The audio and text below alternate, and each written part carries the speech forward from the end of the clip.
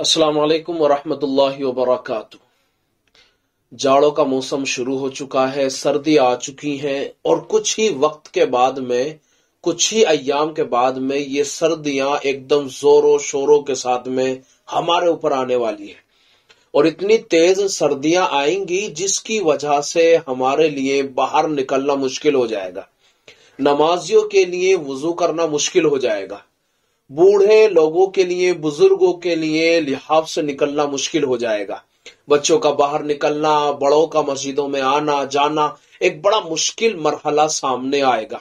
बाज लोग तो यहां तक करेंगे कि वो घर में ही नमाज पढ़ लेंगे, बाज लोग करेंगे बेचारे, आएंगे गर्म पानी से वजू करके आएंगे, हाथों का धोना, मुंह का धोना, पैरों का धोना एक बड़ा मसला बन जाएगा।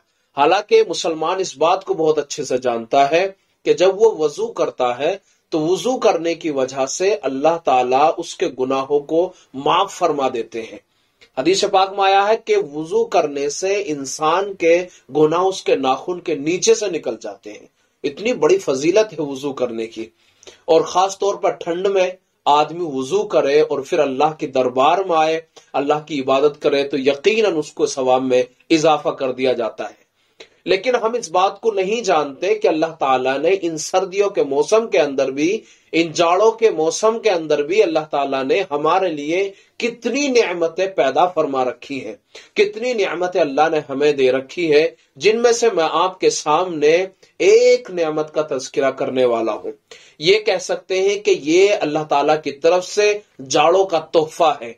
मेरे और आपके नबी जनाब रसूलुल्लाह सल्लल्लाहु ताला अलैहि वसल्लम ने अपनी उम्मत को ये जाड़ों का तोहफा दिया है, जिसको मैं आपके सामने रखने वाला हूं। मेरी मुराद है खुफ़ैन। अरबी के अंदर खुफ़ैन कहते हैं और हमारी जबान में, आम जबान में उसको चमड़े का जुराब या चमड़े का मोजा कहा जाता है। ये जो होता है खुफ़ैन, जो चमड़े का मोजा होता है, इसके ऊपर आप मसाह कर सकते हैं। यकीनन आपने हाथ धो लिए, दोनों हाथ कोहनियों समेत धो लिए, आपने चेहरा भी धो लिया, आपने दोनों हाथ भी धो लिए। चेहरा तो आमतौर पर खुला हुआ ही रहता है, कोई ढकता तो है नहीं, तो खुला हुआ ही रहता है, इसको धोने में ज्यादा दिक्कत भी नहीं होती। इसका मसला है, इसको भी थोड़ा सा ऊपर कर लिया जाता है तो इसका भी मसला ज्यादा नहीं होता। लेकिन पैरों का मसला आता है कि भाई हमने मोजे पहन रखे होते हैं और फिर उनको उतारना, और फिर उतार करके फिर दोनों पैर धोना, और फिर पैर धोने के बाद में फिर जो है मोजों को दोबारा पहनना, तो ये एक बड़ा मसला बन जाता है, जिसकी वजह से आदमी के लिए बार बार वजू करना तो मुश्किल ही बन जाता है। तो नबी अलैहिस्सलातु वस्सलाम ने जो तोहफा सर्दियों को दिया है वो खुफ़ैन की सूरत के अंदर दिया है। आप वुजू करें अच्छी तरीके से, वुजू करने के बाद में आप खुफ़ैन यानी चमड़े के दोनों मोजों को पहन लें। पहनने के बाद में आप ऐसी हालत के अंदर आप बावजू अल्हम्दुलिल्लाह खुफ़ैन आपने पहन लिए हैं। अगर आपका वुजू टूट जाता है, आप दोबारा वुजू करेंगे तो आपको अपना चेहरा और हाथ और वुजू के जो फराइज हैं आपको वो अदा करने हैं। आती है पैरों की बारी, तो अब पैरों में से खुफ़ैन उतारने की जरूरत नहीं है, बल्कि आप खुफ़ैन के ऊपर मसा करें और बस आपके मजे आ गए।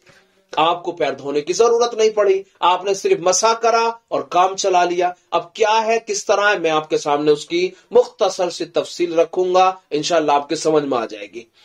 आपने मुकम्मल तौर पे वुजू बनाने के बाद में पैरों को भी धो लिया, मुकम्मल वुजू कर लिया। अब आपको खुफ़ैन पहन लेने हैं, चमड़े के जुराब पहन लेने हैं। इसके बाद में अगर आपका वुजू टूट जाता है तो आपका मिसाल के तौर पर वुजू 10 बजे टूटा, तो 10 बजे से लेके अगले दिन 10 बजे तक अगर आप मुकीम है, अपनी जगह पर हैं, आप अपने घर में हैं, किसी सफर में नहीं है, तो 24 घंटे तक आपके ये खुफ़ैन पर मसा दुरुस्त होगा। आप 24 घंटे तक इन खुफ़ैन के ऊपर मसा कर सकते हैं, कोई मसला नहीं है। यानी 24 घंटे तो एक समझ लीजिए एक दिन एक रात इसमें आ जाती है। तो यह मुकीम के लिए है, जो अपने घर पर रहने वाला आदमी है उसको मोजे उतारने की जरूरत नहीं है। ठीक है, एक वो शख्स है जो सफर में है, उसके लिए 3 दिन और 3 रात का यह हुक्म है। यानी 3 दिन और 3 रात लगातार जब जरूरत पड़े, जब उसका वजू टूट जाए वो मसा कर सकता है। مسح کرنے کا طریقہ کیا ہے؟ بہت زیادہ لمبا چوڑا مسح کا طریقہ نہیں ہے. مسح کا صرف طریقہ یہ ہے، دونوں ہاتھوں کو بھگونے کے بعد میں اپنے سیدھے پیر کی اوپر کی جو انگلیوں کے سرے ہیں، یہاں مثال کے طور پہ یہ ہے، تو اس طرح سے شروع کرتے ہوئے اوپر تک لے جائے. دونوں ہاتھوں کو بھگو، دونوں ہاتھوں سے انگلیوں سے شروع کرے، اوپر کھینچتے ہوئے چلے جائے. یہ آپ کے دونوں خفین کا، دونوں موضوع کا مسح ہو چکا ہے. یہ مسح کرنے کا طریقہ ہے. اچھا، اس میں بعض لوگوں کا خیال یہ ہوتا ہے کہ بھی صرف مرد پہن سکتے ہیں.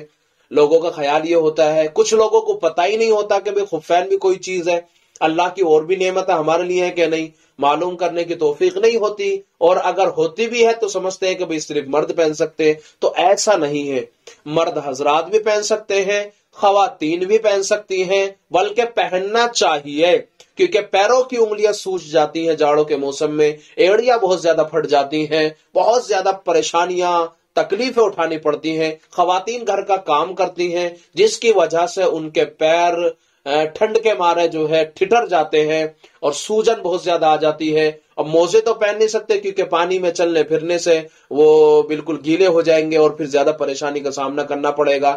چھینٹیں آئیں گی تو بھی موزہ گیلا ہو جائے گا. لیکن خفین ایک ایسی چیز ہے کہ چھینٹیں آنے سے بھی آپ کا خفین خراب نہیں ہوگا، آپ کا خفین کے اوپر سے آپ کا اندر پانی نہیں پہنچے گا، بلکہ پانی اس کا باہر رہے گا.